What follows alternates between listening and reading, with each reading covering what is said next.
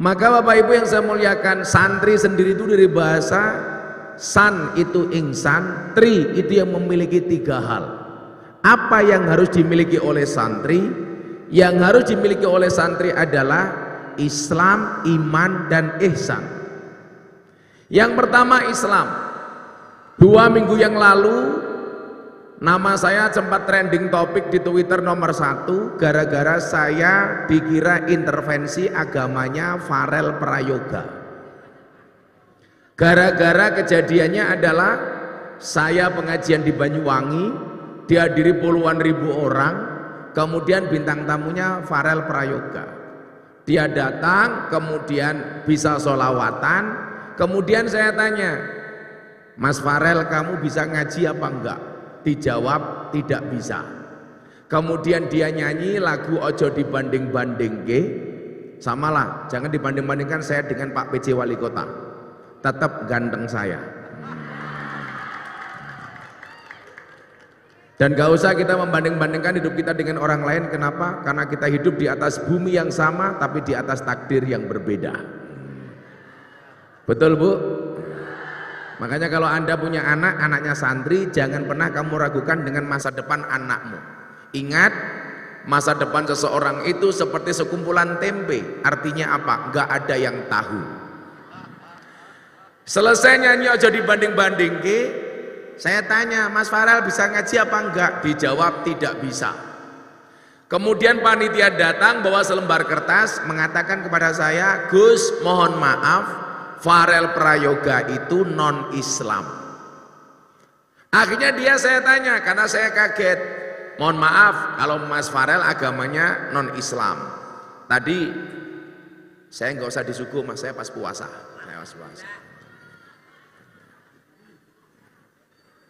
Wih, santri rungokno, kiai cek poso, santri ora.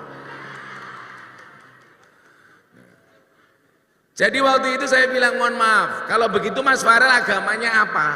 Dijawab sama Farel, agama saya privasi. Akhirnya apa jawaban saya? Mas Farel, kalau memang agamamu privasi, apapun agamamu, tolong taatlah dengan Tuhanmu, jadilah hamba yang taat. Kamu Kristen silakan ke gereja, kamu Islam silakan ke masjid, kamu Hindu silakan ke pura, dan lain sebagainya.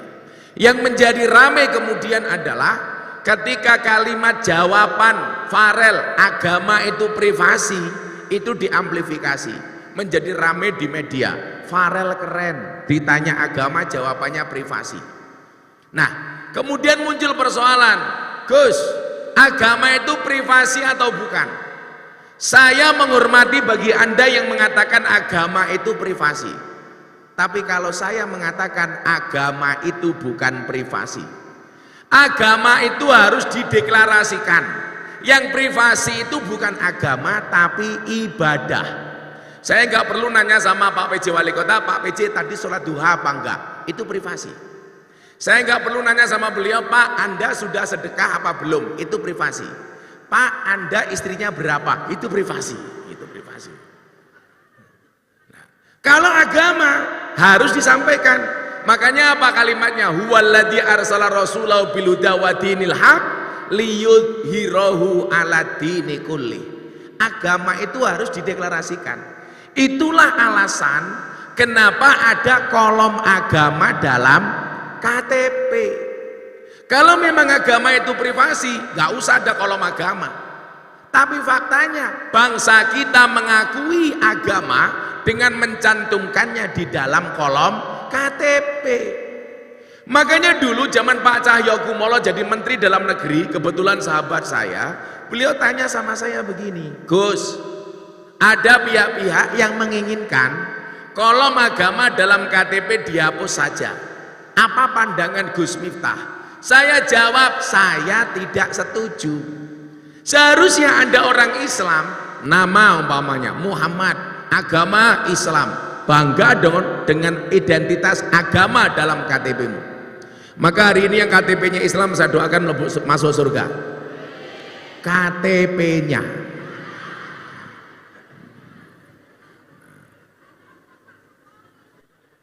Saya nggak setuju Kenapa Pak? Karena itu identitas yang harus membanggakan bagi saya. Nama Xaverius, agama Kristen, ya silakan Anda bangga. Maka saya tidak setuju kalau kolom agama dalam KTP dihapus. Tetapi kalau yang dihapus kolom kawin atau belum kawin, saya setuju. Setuju ibu-ibu? Setuju bapak-bapak? Setuju, codot dilawan. Nah, persoalannya begini Pak PJ Wali Kota. Sejak kapan negara ini bermasalah dengan agama sehingga agama harus diprivasi?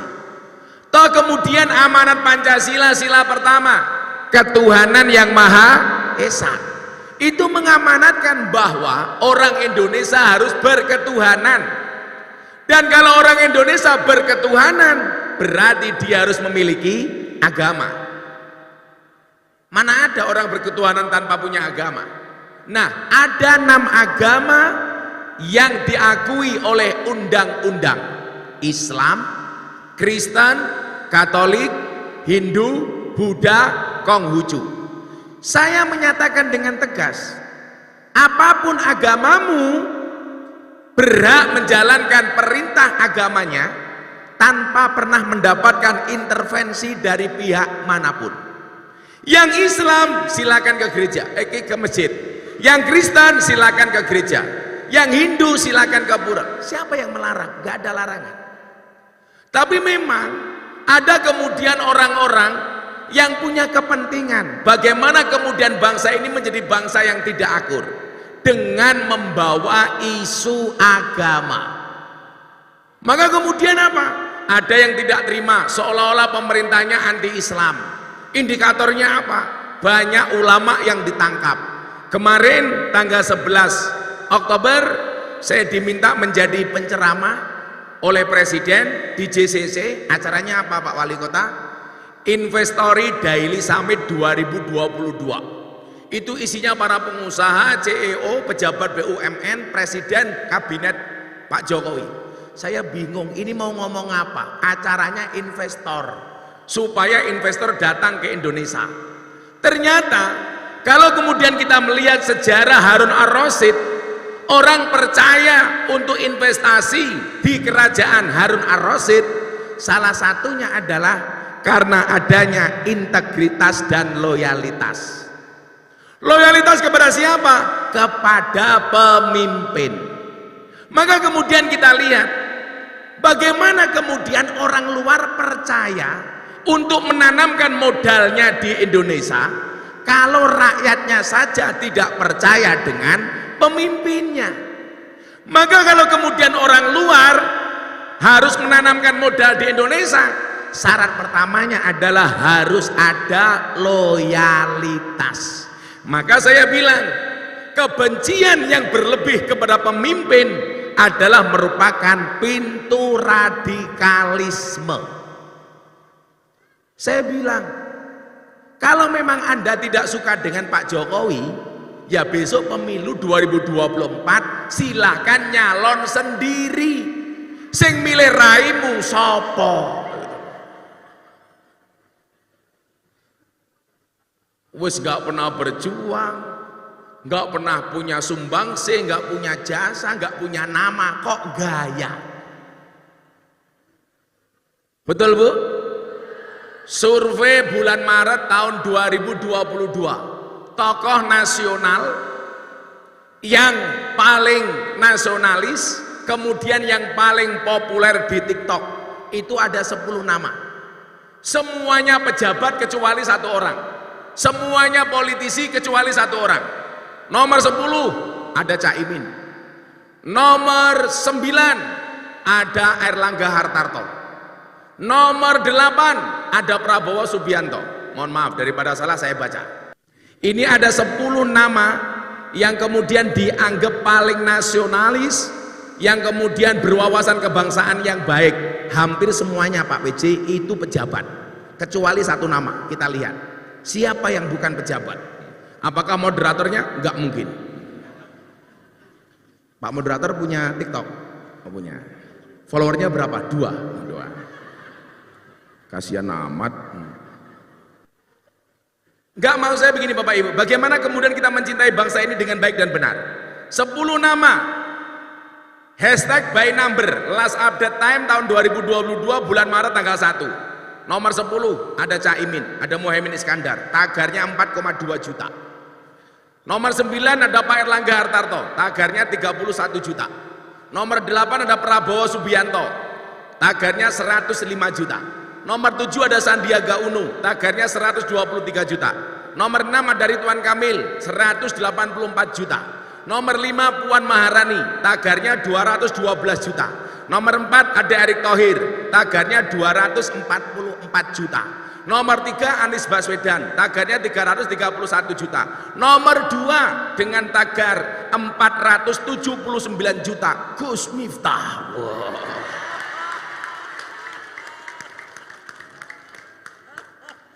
Bukan pejabat, bukan politisi.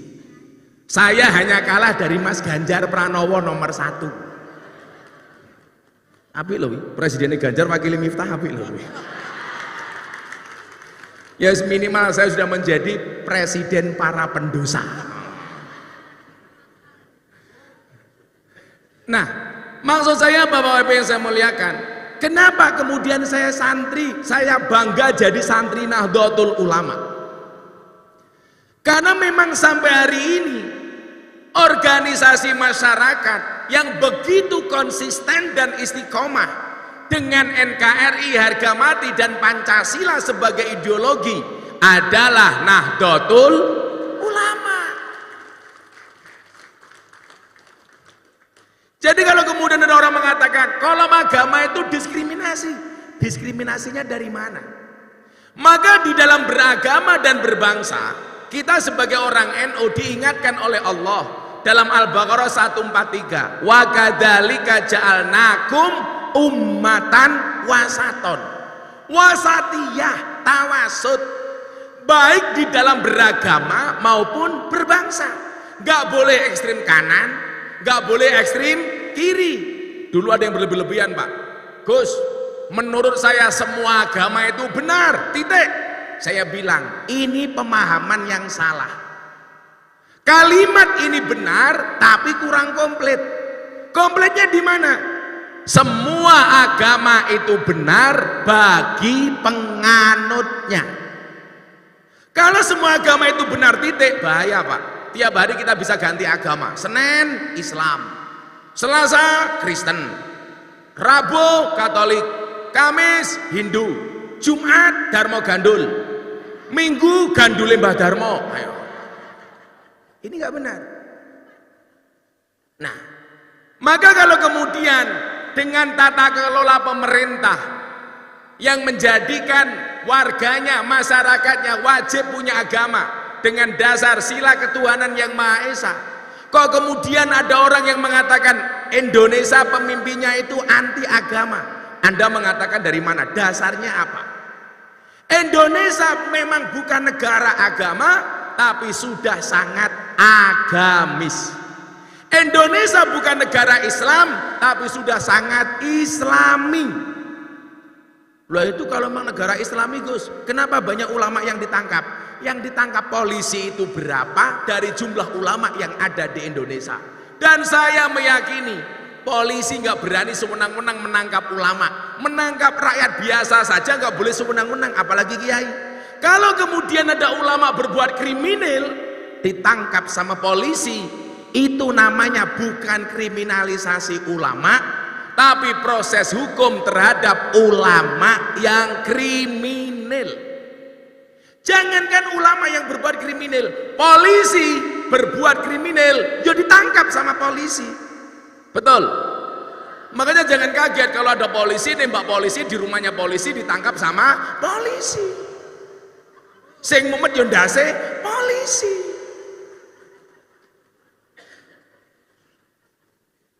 Makanya kemarin saya bilang, kita evaluasi sama teman-teman kemarin kepolisian, saya bilang, manusia itu kan mampu karena dimampukan oleh Allah yang Maha Mampu.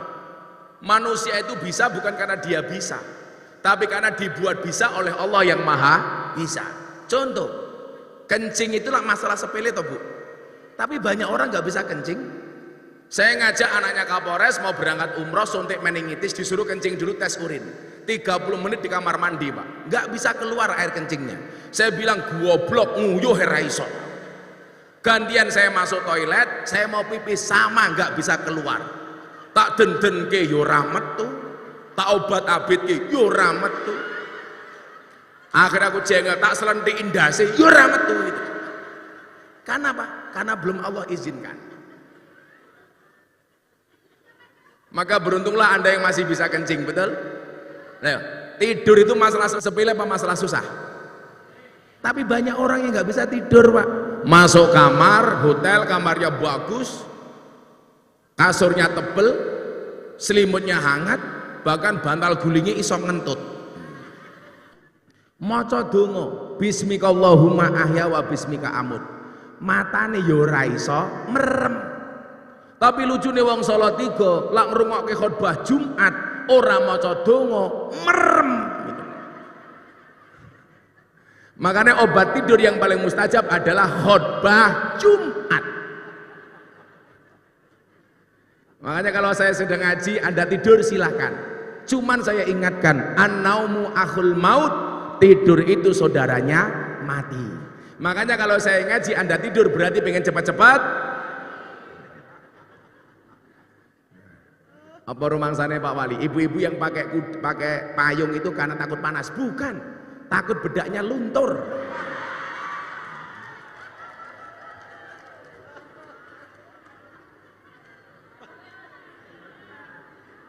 Aku bingung kok ndelok raine wong wedok.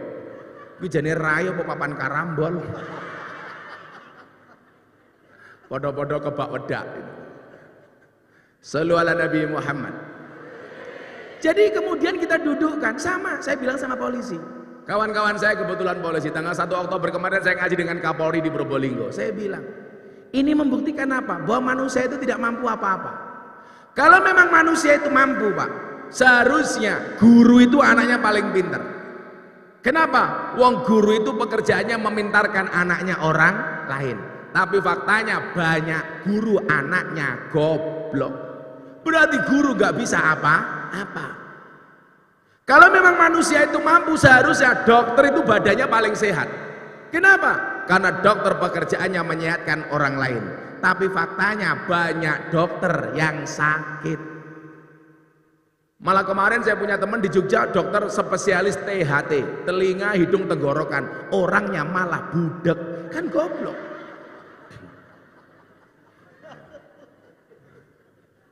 Kalau memang dokter itu pintar, kenapa hari ini ada isu paracetamol yang justru membahayakan anak-anak kecil, betul?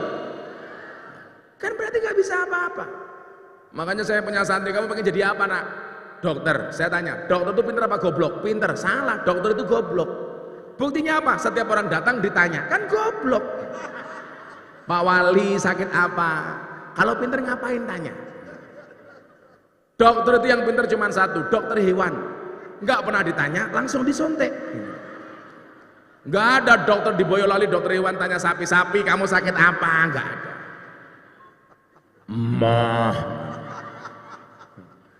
Teman saya dokter marah sama saya. Sing goblok ki wong Islam, Gus. Lah napa, Dok? Wong Islam ki goblok. Ngopo sing ngentut silite wudu sing diraupi raine? Matamu ku ya aku. Akhirnya saya jawab, iya dokter, kenapa orang Islam yang ngentut silitnya wudu yang dicuci mukanya? Sama dengan dokter, kenapa yang sakit matanya yang disuntik bokongnya? Mbok matane kuwi disuntik aku. Betul Bu? Kenapa yang kentut silitnya wudu yang dicuci mukanya? Karena rasa malu itu tempatnya di muka, bukan di bokong. Makanya kalau ibu-ibu pengajian ngentut, isin aku. Enggak mengentut, isin aku ora mungkin. Berarti manusia nggak bisa apa-apa Pak. Kalau memang manusia itu bisa, seharusnya kuli bangunan itu rumahnya yang paling bagus dong. Kenapa? Wong pekerjaannya membuatkan rumah orang. Tapi buktinya banyak kuli bangunan nggak punya rumah. Wongnya ya tekoi. Loh, ini saya kasih satu contoh lagi. Gara-gara ini saya dilaporkan polisi sama lawyer Persatuan Dukun Indonesia. Katanya saya melanggar kasus penistaan dukun. Gara-gara saya bilang apa? Saya podcast sama Atta Halilintar terkait maraknya dukun kemarin. Tujuan saya memberikan edukasi kepada masyarakat. Wong dalil haramnya dukun itu jelas banyak. Man ata arafan au kahinan fa sadaqahu bima yaqul faqad kafara bima unzila ala Muhammadin. Barang siapa yang mendatangi araf, siapa itu araf? Tukang ramal. Au kahinan atau dukun. Fa sadaqahu bima yaqul, dan mempercayai apa yang dikatakan oleh araf atau kahin. Faqad kafara bima unzila ala Muhammadin, maka dia telah benar-benar ingkar terhadap apa yang diturunkan kepada Nabi Muhammad. Berarti nyuwun sewu, MUI mengharamkan perdukunan. Lah Atta tanya sama saya, Gus, kenapa dukun itu dipanggil paranormal? Saya jawab, iya. Kenapa dukun dipanggil paranormal? Karena yang datang orang abnormal. Kenapa dukun dipanggil orang pinter? Karena yang datang orang goblok. Lah, kalau memang dukun itu pinter, seharusnya dukun itu istrinya paling cantik. Kenapa? Karena dukun jual pengasihan, jual pelet. Tapi buktinya banyak dukun sing bojone cangkeme merongos. Betul Bu? Saya kira golek bojo ayu caban ora perlu mara ning dukun. Ingat, kalau kamu pengen mendapatkan istri yang good looking, harus berangkat dari kamu yang good rekening. Wong wedok dilawan. Ingat nak, jatuh cinta itu pakai perasaan, merawatnya pakai penghasilan. Nah, makanya gak ada istilah cewek matre, yang ada cowok kere. Santai Pak Wali, masih siang, mereka kita muliakan ya. Nanti malam kita bantai. Wong wedok saiki sing penting glowing ya Pak. Makanya saya punya istilah, di balik wajah istri yang glowing ada suami yang golong komeng tak kandani.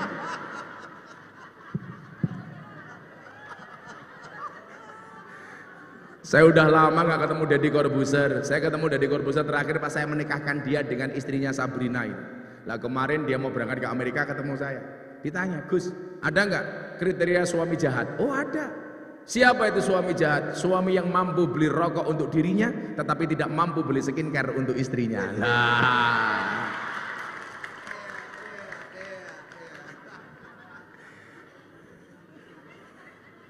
Wong wedok dilawan. Perempuan tuh karakternya satu Pak, PJ Wali Kota. Kalau disakiti nggak pernah lupa, kalau menyakiti nggak pernah ingat. Itulah perempuan. Biasanya jilbabnya putih Pak, biasanya.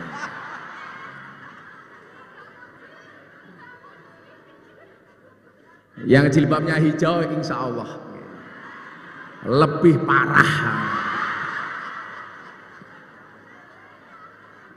Tapi satu lagi Gus, bisa tuh. Satu lagi. Apa Pak? Perempuan itu bukan apa yang dia katakan, tapi apa yang tak terucapkan. Oh, kata Pak Wali Kota, perempuan itu apa yang dia katakan tapi apa yang tidak terucapkan. Bukan itu Pak. Perempuan itu kayak pesawat Pak. Mau dimengerti tapi nggak pernah mau mengerti. Itulah perempuan. Jangan pernah punya salah sama perempuan. Karena perempuan itu ahli sejarah. Salah laki-laki. Oh, wong lanang duwe salah pisan, seumur hidup kelingan terus.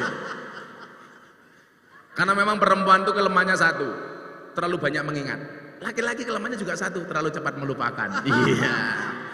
Makanya ada istilah lali rupane eling rasane. Codot. Kalau ini yang datang rata-rata muslimat sama fatayat. Saya melihat fatayat atau muslimat itu nggak perlu lihat seragamnya Pak, cukup dari baunya. Kalau fatayat itu baunya parfum lah. Kalau muslimat balsem Pak.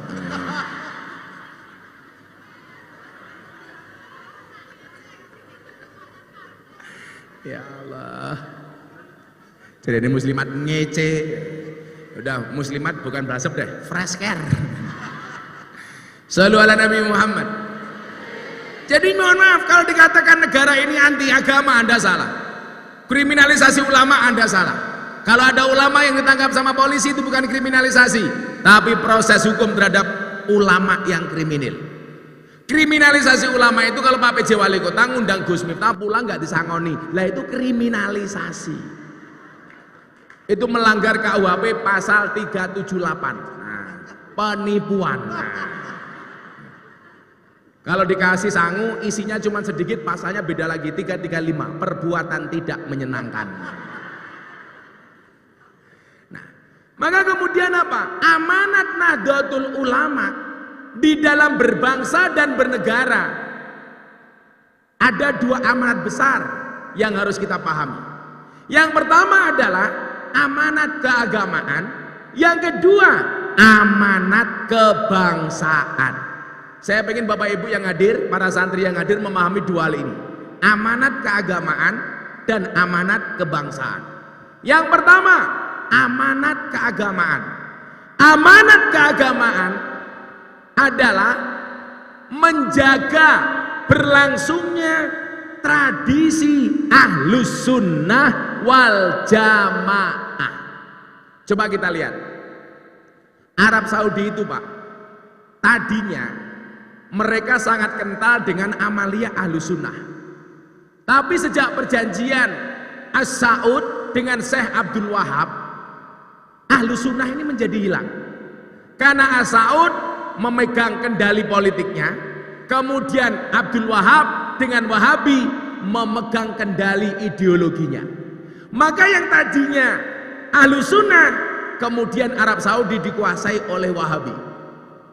Pertanyaannya kok bisa, Gus? Iya, kenapa? Karena Ahlus Sunnah wal Jamaah di Arab Saudi tidak ada organisasi yang menjaga dan membentenginya. Makanya gampang hilang dan tidak dilestarikan. Pertanyaannya begini secara sederhana. Kenapa Ahlus Sunnah wal Jamaah di Indonesia kok masih bisa bertahan sampai hari ini? Karena ada organisasi yang menjaganya, organisasi yang membentenginya. Siapa organisasi itu? Nahdlatul Ulama. Makanya kalau hari ini ada orang-orang yang mengatakan begini, nggak penting NU-NU-an, yang penting Ahlus Sunnah. Jelas itu merupakan propaganda dari orang Wahabi. Hati-hati. Sekarang sudah banyak di media sosial seperti ini. Dan kita memang harus mengakui, Pak Wali Kota, dakwah kita di medsos itu tidak segencar mereka.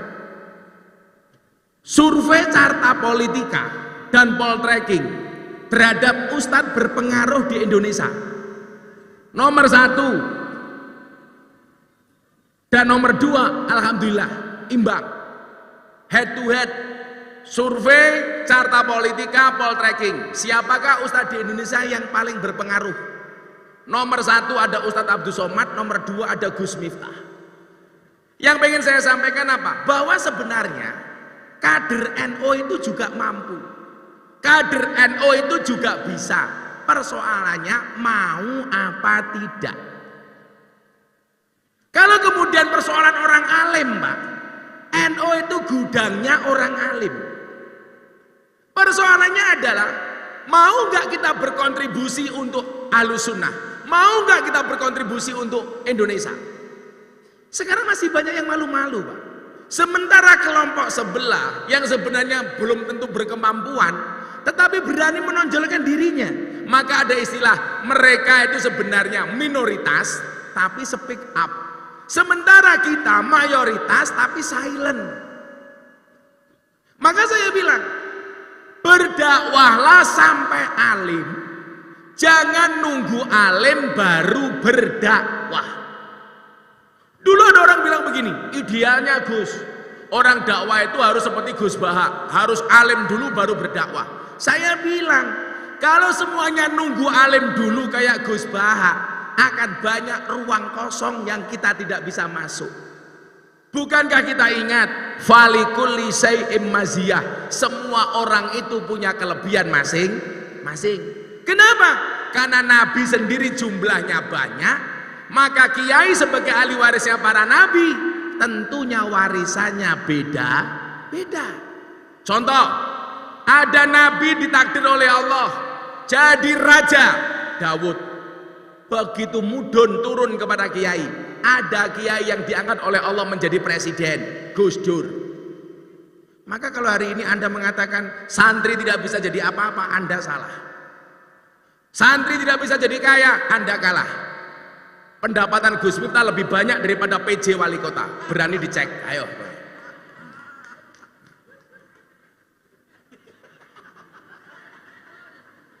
Dulu ceritanya Bapak, ibu-ibu muslimat, supaya Anda memotivasi anak-anaknya dan santri-santrinya. Pak PJ, saya diundang sama pejabat di Jakarta, pengajian sama penyanyi dangdut. Ada kiainya, ada penyanyi dangdutnya. Selesai acara, penyanyi dangdut dikasih fee 150 juta, Gus Miftah dikasih 75 juta. Saya kembalikan Pak. Pak pejabat silakan uangnya diambil. Loh kenapa Gus? Anda tidak fair. Tidak fair di mana Gus? Penyanyi dangdut nyanyi 5 lagu, Anda bayar 150 juta. Padahal mau bengak, buka titik, jas. Anda gak fair. Sementara Anda ngundang kiai, suruh ceramah, membangun moralitas bangsa, disuruh memberikan nasihat, Anda hargai lebih murah. Daripada Anda hargai lebih murah, mendingan saya nggak usah Anda bayar. Kenapa Gus? Kalau begini caranya, teman-teman mindsetnya pejabat, lebih menghargai penyanyi dangdut dibandingkan kiai. Selamanya orang nggak ada yang punya cita-cita pengen jadi kiai, tapi maunya jadi penyanyi dangdut. Akhirnya apa? Pejabatnya mikir, oh begitu ya Gus? Iya. Bukankah kita diingatkan dalam kitab taklim, ro'a itu ahakul hak, hakul mu'alim. Hak yang paling hak itu haknya guru. Kenapa penyanyi dangdut Anda lebih bayar mahal dibandingkan kiai? Akhirnya mikir Pak. Sejak saat itu pejabat gak berani menghargai saya murah di bawah penyanyi dangdut, minimal sama. Gagah Pak PJ. PJ wali kota bayarnya piro? Mang juta. Tak wangi Pak. Men rakyatmu rakakan jaluk proposal Pak. Maka kemarin saya dipanggil sama Yaidah Jazuli di pelosok. Saya sowan sama Gus Kausar. Bah, Gus Kausar tanya, Gus Miftah ini bah kalau di kalangan pejabat mahalnya minta ampun. Saya bilang, nggih bah, wonten dawuh. Apa jawaban beliau? Harus ada yang berani. Sehingga kemudian apa? Saya sering mengatakan begini loh Pak PJ Wali Kota, konco-konco NU nggih nyuwun sewu banget nih.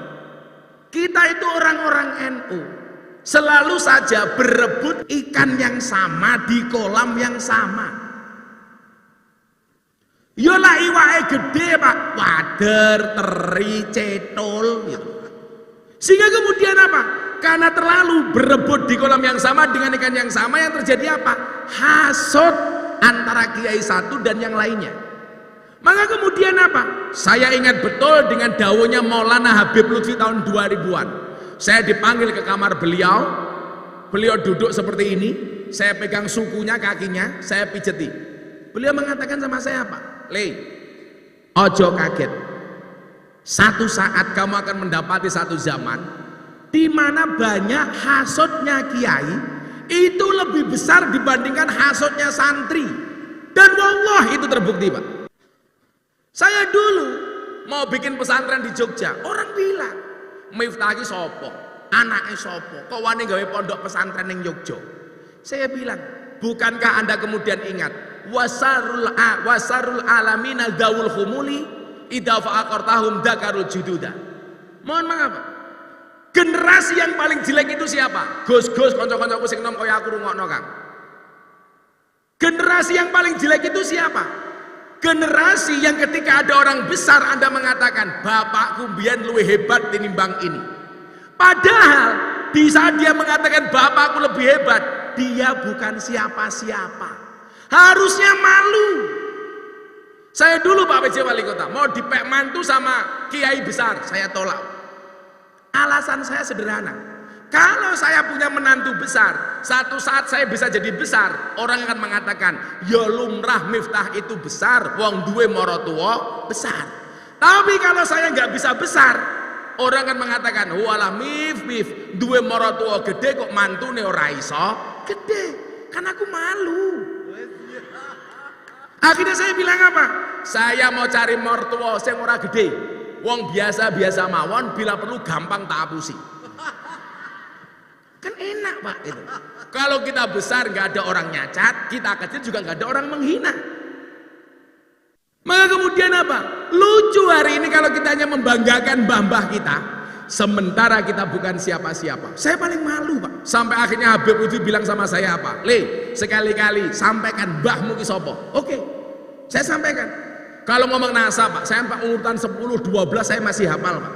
Miftah punya bapak Muhammad Muradi. Muhammad Muradi punya bapak Kiai Usman.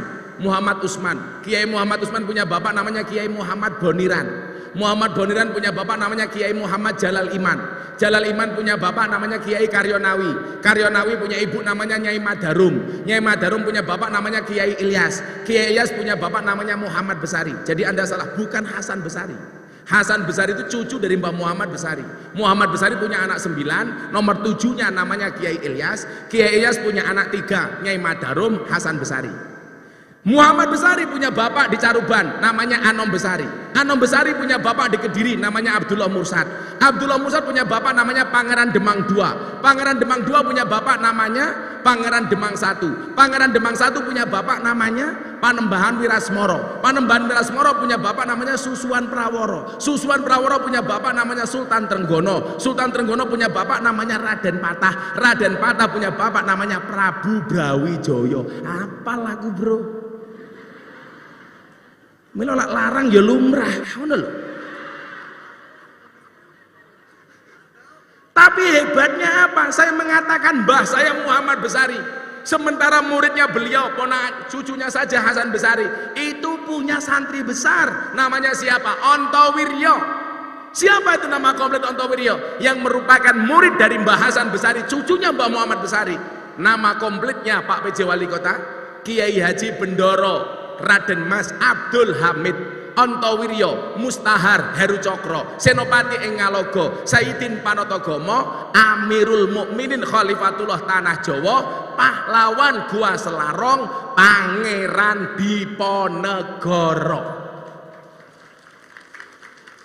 Lah saya malu, mbahku mbiyen santrine Diponegoro, Gus Miftah santrine Lonte. Sarkem, Bandungan, Doli, Sunan Kuning, ya Allah. Nah, maka kemudian apa? Tugas Nahdlatul Ulama itu semakin berat. Belum lagi orang-orang yang membenci NU. Tugas kita apa? Fokus terhadap organisasi untuk berkhidmat sesuai dengan kemampuan masing-masing. Maka nyuwun sewu Pak, kenapa kemudian saya jual mahal di BUMN, pejabat dan sebagainya? Supaya santri-santri ini punya harapan. Ternyata jadi kiai itu juga bisa keren. Ternyata jadi kiai nggak kalah mahal daripada artis dangdut. Jangan semuanya sama, umpamanya kiai sarungnya ngelinting, ngambune kelembak menyan, untune gadulan bisa. Nggak menarik Pak. Apalagi kemudian saya punya tugas ngaji di kalangan para artis dan selebritis. Bagaimana saya memperkenalkan Ahlus Sunnah kepada kelompok-kelompok artis. Hari ini Pak Wali Kota, saya punya pengajian dengan circle artis.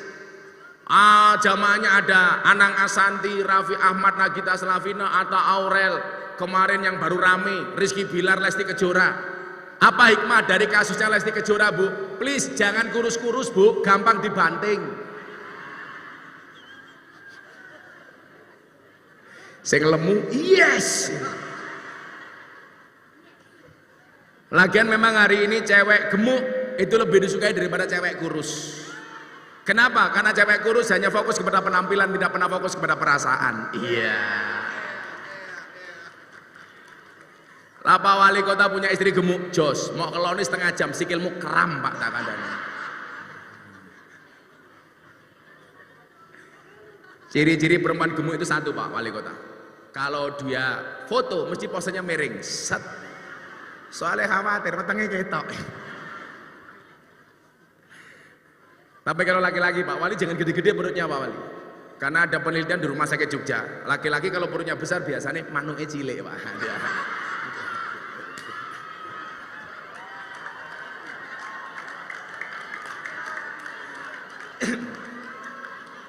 Makanya aja gede-gede Pak. Ketoke wetenge gede sarunge dibuka isine mung kaya pentil ngene lho.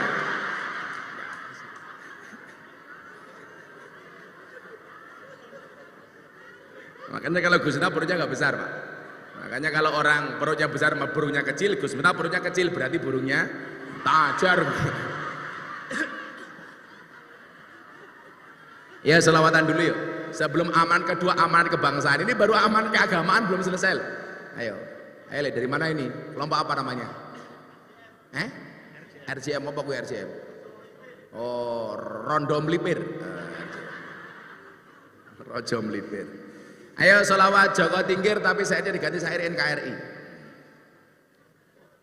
Siapa sih minggat gue? Saya kemarin tanya Pak Wali, Gus gimana kontroversi lagu Joko Tingkir? Bagi saya nggak ada kontroversi. Loh itu kan menghina Joko Tingkir, menghinanya di mana? Kok sih? Ngomong tanggung gue. Menghinanya di mana? Lah itu Joko Tingkir ngombe dawet, salah ya apa ngombe dawet? Justru bener kalau Joko Tingkir ngombe dawet, karena zaman Joko Tingkir itu adanya cuma degan, kopi sama dawet. Yang salah itu kalau Joko Tingkir ngombe boba, bisa salah. Zaman Joko Tingkir dirungono boba. Lah ngombe dawet bener. Bahkan kalau Anda dari Purworejo ke Kebumen, itu ada dawet ireng jembatan butuh. Disingkat medeni, Pak. Iki ngopo ya iki?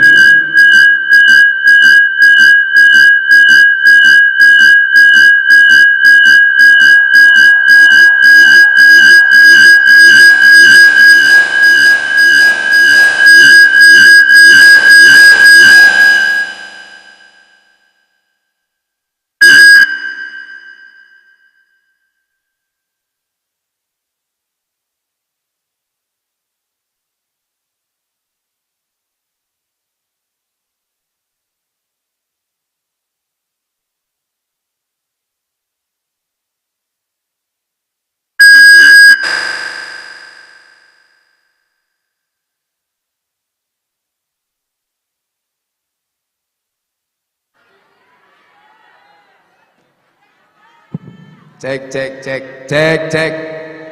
Itulah bedanya sound system sama cewek. Sound system diragati oke, kita wujudi, cewek diragati oke diuntal kancane. Apa Bu? Berdiri. Ibu-ibu lebih suka saya duduk apa berdiri? Itulah perempuan Pak Wali. Di mana-mana suka yang berdiri. Shallu ala Nabi Muhammad. Salat tiga ngundang Gus Miftah, wali kotane lumayan gagah, tapi sayang senajan gagah, bojone ora nambah-nambah, ora nambah-nambah. Salatullah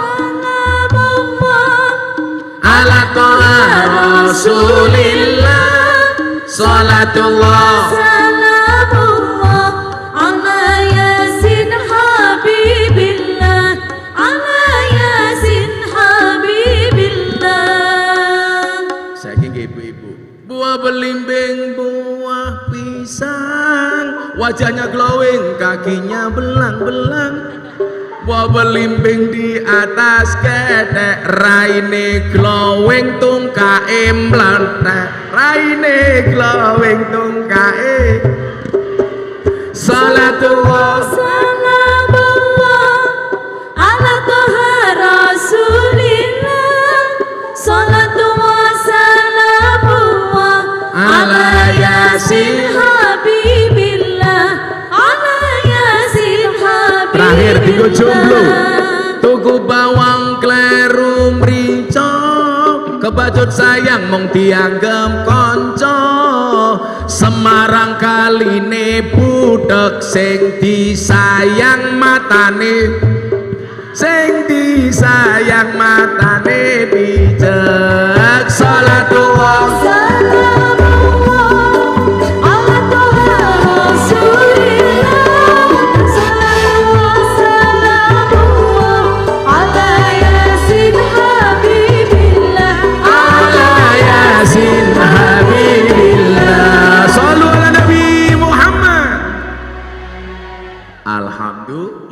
satu amanat keagamaan, menjaga berlangsungnya Ahlus Sunnah wal Jamaah. Maka hati-hati kalau ada orang mengatakan gak penting NU-NU-an, yang penting Ahlus Sunnah.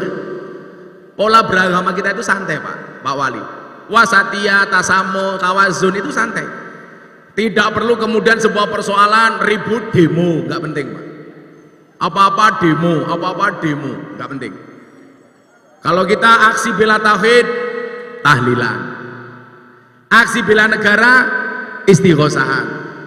Aksi bela nabi, sholawatan. Aksi bela ulama, manakipan. Aksi bela Quran, semaan. Aksi bela ilmu, sorogan. Aksi bela janda, ya lamaran. Nah. Ada janda di sini?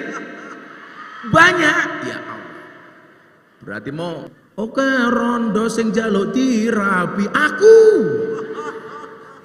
Sorry ya Bu, saya tipe suami yang setia. Saya tidak akan pernah menikah lagi. Kecuali kepepet.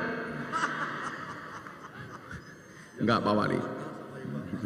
Saya tetap setia Pak Wali. Karena saya punya prinsip lelaki yang hebat bukan lelaki yang mencintai banyak wanita, tetapi mencintai satu wanita dengan banyak cara. Oh.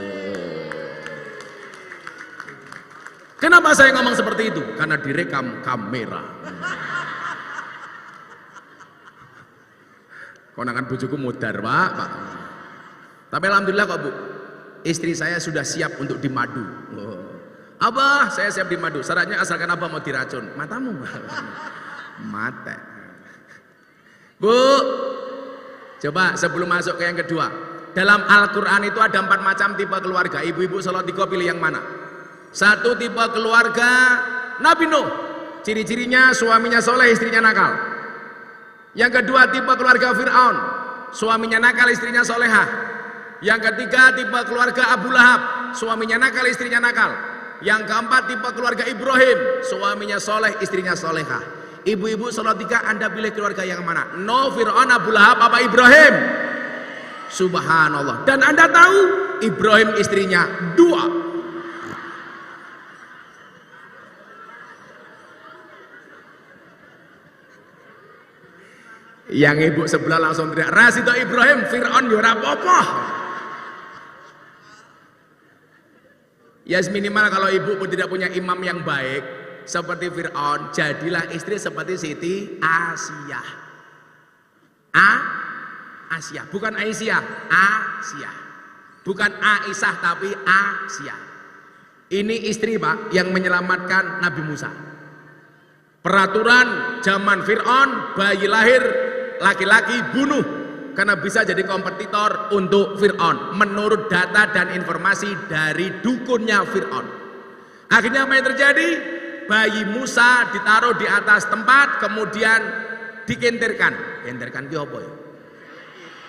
Mati kelek kayak gitu. Bahasa Indonesia dikentirkan apa Pak moderator? Loh, kalau dihanyutkan itu tenggelam Pak. Kalau dikentirkan itu di atas air. Kalau dihanyutkan di dalam air. Nah, inilah bahasa dikeleke matamu, dikelek kayak gitu. Inilah susahnya bahasa Jawa di Indonesia kan raiso Pak. Minilah ngaji kitab kuning itu mesti repot. Kalau kemudian pengen diterjemahkan cara pegon itu repot. Karena banyak bahasa Jawa nggak ada bahasa Indonesianya. Contoh nguyuh hanyang-hanyangan. Bahasa Indonesianya apa Pak Wali? Ora ono, mosok kencing makcrit nggak ada. Nguyuh hanyang-hanyangan itu bahasa Indonesianya kencing tawar-menawar. Tawar-menawar, nyang-nyang.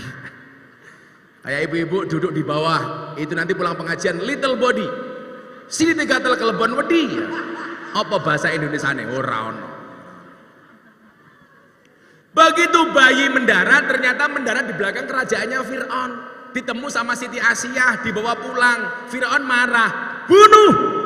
Ini Siti Asiyah yang soleh kan jawab, jangan Mas, ojo mau pateni. Kenapa? Bayi yang kamu bunuh itu bayi yang kamu cari. Ini bayinya datang sendiri. Delala Pak Wali, Fir'aun manut karo istrinya. Maka sejarah mencatat sejak saat itulah laki-laki kalah sama perempuan. Itu gara-gara Siti Asiyah Pak.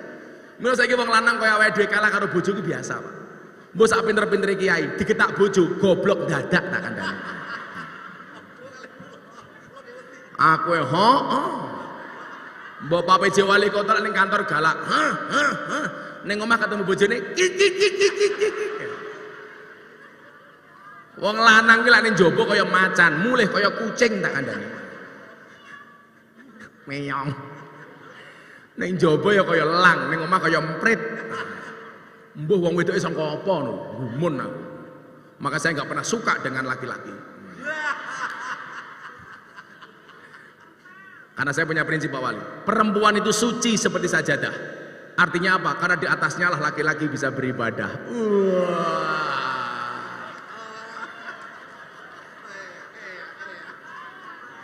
Itu artinya semakin banyak sajadah bagi laki-laki semakin baik. Setuju Bu?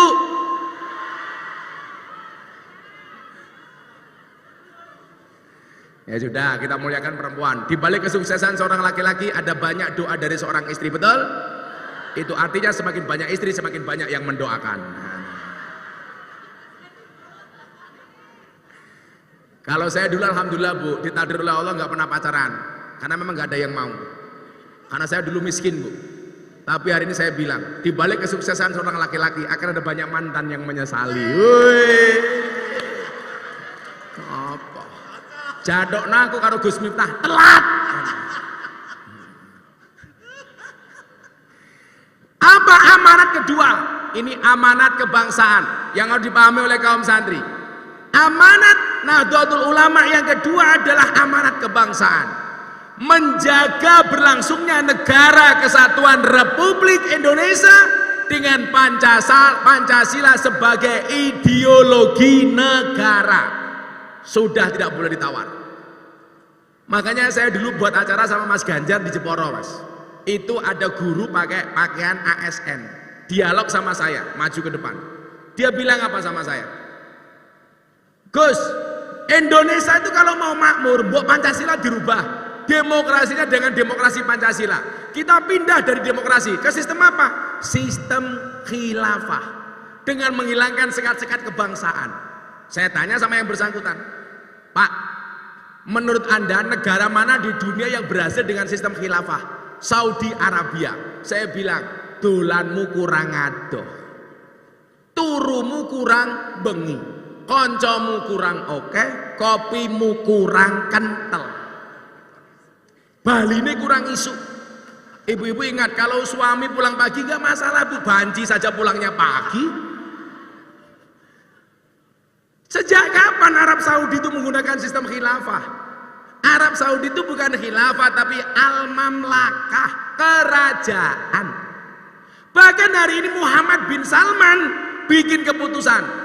Ada ulama yang mengkampanyekan sistem khilafah, pancung lehernya tanpa pengadilan di Arab Saudi. Lucunya apa? Di Indonesia yang masih banyak teriak-teriak dengan sistem khilafahnya. Saya tanya lagi, Pak, kalau Anda ngomong khilafah, pertanyaan saya, Umar, Utsman, Ali itu khalifah terbaik di masa terbaik, di zaman terbaik, dengan umat terbaik. Matinya dibunuh Pak, ditusuk. Pertanyaan saya, sekarang siapa orang Indonesia yang lebih hebat dibandingkan Umar, Utsman, Ali? Gak ada Pak. Tapi kalau karakternya seperti Umar banyak. Siapa itu? Umar itu wali, ditakuti oleh setan, tapi takut sama istri. Oh ya Pak, wali. Loh, tapi Umar itu diangkat jadi walinya Allah. Salah satunya gara-gara takut sama istri. Makanya kalau bapak-bapak di sini takut sama istri, dua kemungkinan. Kemungkinan pertama, Anda akan diangkat sebagai walinya Allah. Amin. Atau kemungkinan kedua, min alamatil stroke.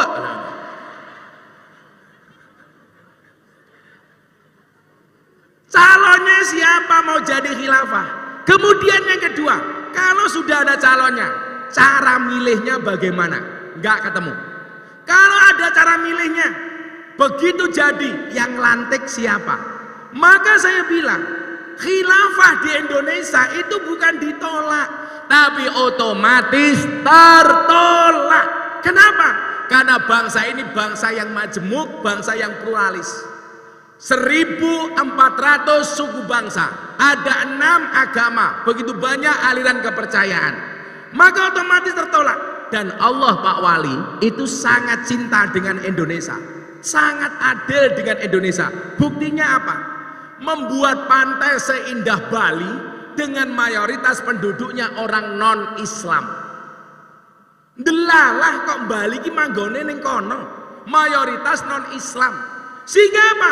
Ada orang datang pakai kotang, pakai sempakto, nggak ada yang marah-marah. Coba kalau seandainya Bali itu seindah itu kemudian mayoritasnya kayak orang Solo Tigo, begitu masuk ke pantai teriak takbir, bubar Pak. Tapi untungnya Bali ditaruh di provinsi yang mayoritas Hindu. Lombok itu seindah Bali Pak, nyatanya ya ora iso maju gitu. Ini keindahan Indonesia, bukan Islamnya yang salah, tapi cara beragama kita yang salah. Kalau saya dengan Pak Wali jangan takbir, dikit-dikit takbir, pusing kita Pak. Pak Wali ketemu saya, traktir, nah, selesai Pak. Maka kemudian apa? Kemajemukan yang ada itu sudah menjadi konsensus bahwa negara ini adalah negara kesepakatan. Artinya apa? Semua agama berhak dong menjalankan perintah agamanya tanpa mendapatkan intervensi dari pihak manapun. Maka dulu Gus Miftah diundang ke gereja, acara peresmian gereja kajian kebangsaan saya hadir Pak, walaupun saya dibully mati-matian. Miftah kafir, saya jawab nggak masalah, syahadat lagi. Kata orang di anggaran gitu ya, sekere-kere.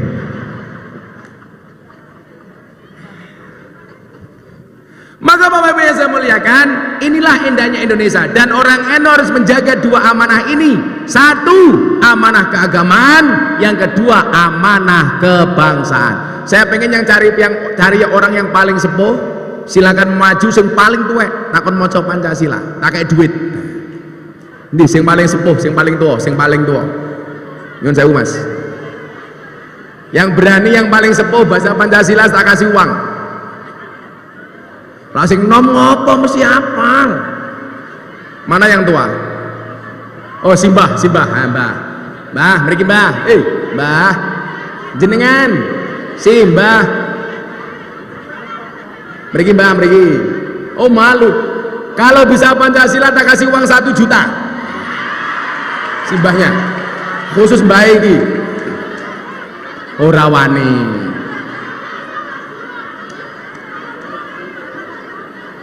Malu. Oh kayak Simbah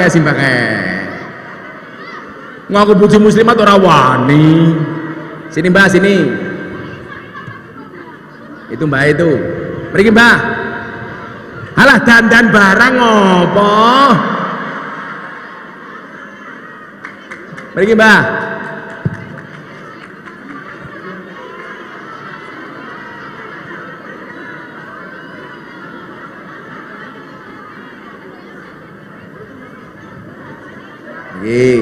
Mas nyilih miki Mas. Mriki Mbah mriki. Ngagemik Mbah. Namine sinten? Mike cedhake tutuk. Ni Sinten? Suwarni. Warni. Warni. Cie Suwarni. Mbah Suwarni iki biyen nom-nomane kaya Marsandal. Saiki wis tuwa ya kaya Markaban. Mbak Suwarni yuswane pinten? Sampun Nyuwun sewu. 8 Kamu yang di mik. Pinten? 8 Wolong dosa 6. Orang mati ya. Panjang umur keren. Muga-muga kaya Simbah Mbak nggih. Tasih kagungan bojo. Ampun mboten enten. Rondo. Iya.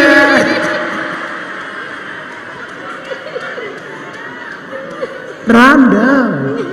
Simbah mriki. Ra apa-apa men sepuh kok. Kula mun mboten nafsu, Mbak. Rasane isen kok, Pak. Lah kemayune ini.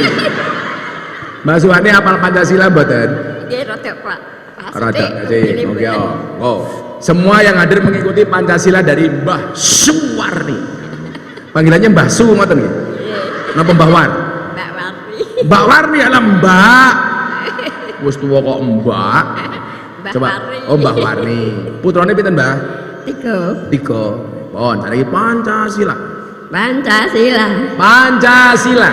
Kedasaan negara. 1. 1. Napa? Ketuhanan yang Maha Esa. Ketuhanan yang Maha Esa. Ora sang guyang-guyung lah, he ngono barang. Sing tegas lho simbane iki. Wis 86 lho, Bu, masih sehat. Kuwi muslimat cangkeme mangan iki lho, ya Allah, ya. 2. Napa 2? Lali ya Pak. Tunggal. Lali. Dua. Juga. Napa? Kemanusiaan. Kemanusiaan. Negara Indonesia. Kok kemanuan iki lho? Indonesia. Kemanusiaan Kemanusiaan. yang adil Yang adil dan beradab. dan beradab. Tiga. Tiga. Cengengesan wae kok geting aku. Sing sanset baik.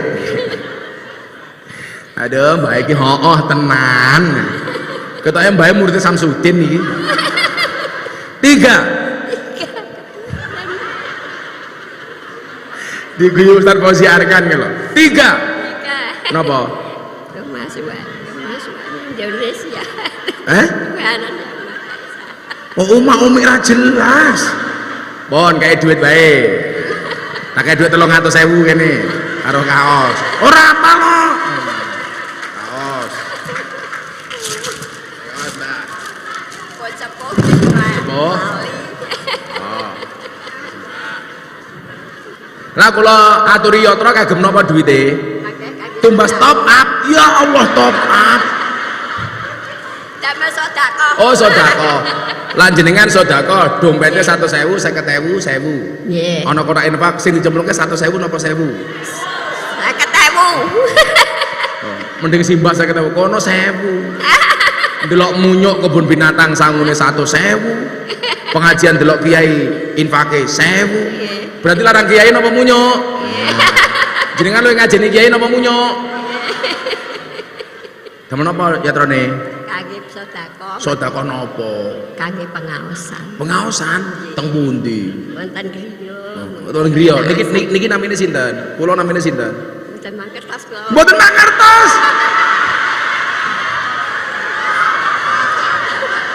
Lah kula dene mbek dugi kok. Gua antenge kaya ngene lho. Nggih. Lah niku sinten? Ya ora mangertos. Ora ngertos. Ya malum Pak Wali sing gantenge ra apa meneh sing ra ganteng Pak Wali. Niku Pak Wali kota. Sing gadah Solo 3 niku. Nggih. Purun dadi garwane.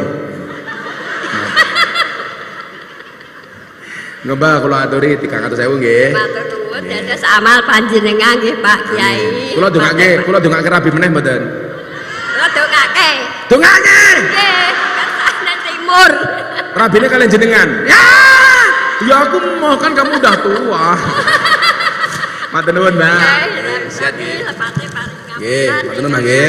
Nggih. Siap, Mbak nggih.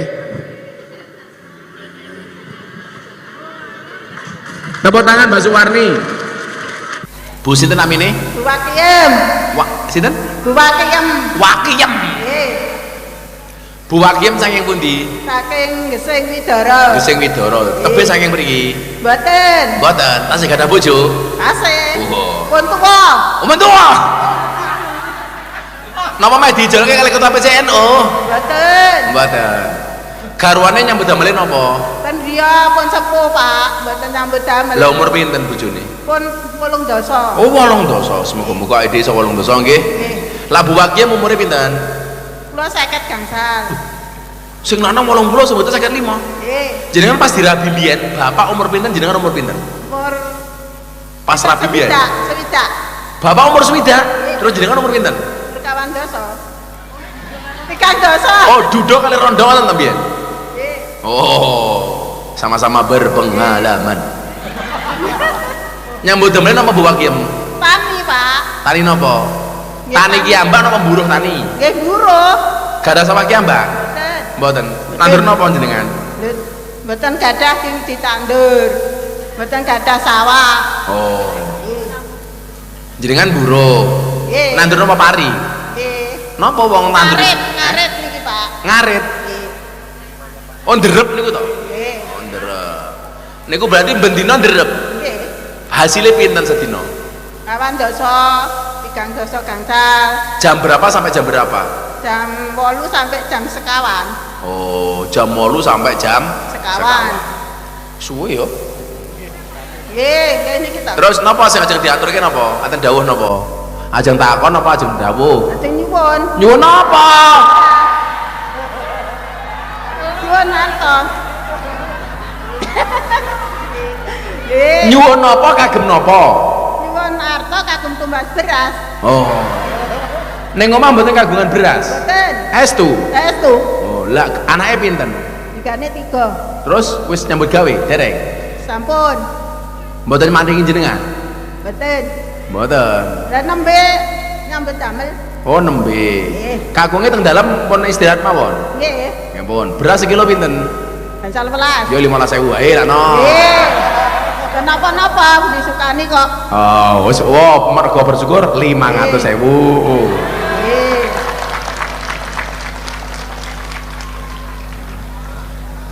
Ah nika. Ngeten niki. Nggih, matur nuwun nggih Bu Wakiem nggih. Nggih, sami-sami, Pak. Matur nuwun.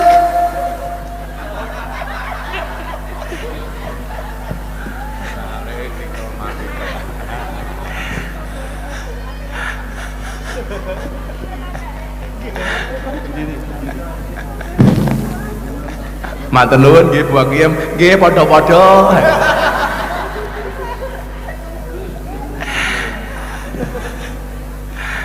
Makan bayam minumnya susu. Wakiem kok kamu lucu. Ayo ampun dibeli. Sebelah kiri, sebelah kiri. Ayo panitane sing ngerti sing tanggane sing susah ditunjuk. Apa? Pundi-pundi sing beroperasi? Enggak. Pundi sing beroperasi pundi? Nggih. Waalaikum. Assalamualaikum warahmatullahi wabarakatuh. Waalaikumsalam. Bu sinten namine? Nami kula Mulyati. Mulyati saking pundi? Ngadirjan Pring Kuku. Tebih saking mriki. Kira-kira setengah jam. Oh, setengah jam. Setengah jam. Tasih kagungan garwa. Tasih. Alhamdulillah. Nggih. Kok ndek ngguyu iki lho. Kok rada kepiye lho. Nggih, tasih. Nyambut temen apa Bu Mulyati? Ibu rumah tangga, Pak. Oh, apa keluhannya? Ini kan kemarin bulan Desember anak saya habis kecelakaan dari sepeda. Nggih. Anake umur pinten? Umur 17. Kecelakaan 17 apa? Sepeda motor. Nggih. Nggih. Kecelakaan Lah, tunggal apa tabrakan? nabrak. Nabrak. Nggih. Dan niki minta didoakan supaya segera pulih kembali. Napa nih Dan sing cedera napa nih? cedera ini Pak, apa namanya? Tulang pipi sama giginya itu hilang 3. Gigine lang 3. Iya, hilang 3. BPJS wingi niku. BPJS. Alhamdulillah. Nggih. Cuman BPJS. kan kersane itu loh, nggak trauma anaknya, biar pede lagi, biar mantep kalau naik kendaraan lagi gitu loh Gus. Teng Al-Qur'an niku ana ayat yang menjadikan Nabi Ibrahim itu optimis. Ayatnya unine wa idza maridtu fahuwa yashfi. Dan ketika saya sakit Allah yang menyembuhkan. Jadi kadang-kadang orang itu sembuh itu butuh optimisme, butuh motivasi. Lah Nabi Ibrahim niku motivasi niku wa idza maridtu fahuwa yashfi. Anake yang maca ayat niku wa idza maridtu fahuwa yashfi. Wa idza maridtu fahuwa yashfi. Bojo kula niku kanker stadium 3A. Divonis 2 tahun meninggal dunia. Sakniki bar 5 tahun malah dianggap bersih total. Oh iya. Alhamdulillah. Kula terakhir teng Watu Karung nika. Mulih bojo kula divonis kanker. Kula pas nginep teng Watu Karung, teng villa niku, mulih sesuke niku bojo kula divonis kanker. Sama dokter divonis 2 tahun meninggal dunia. Akhirnya alhamdulillah ikhtiar, optimis, wa idza maridtu fa huwa yashfin. Alhamdulillah setelah 5 tahun hari ini dinyatakan bersih total. Alhamdulillah. Muga-muga anak Indah mari keng maca niku wa idza maridtu fa huwa yashfin.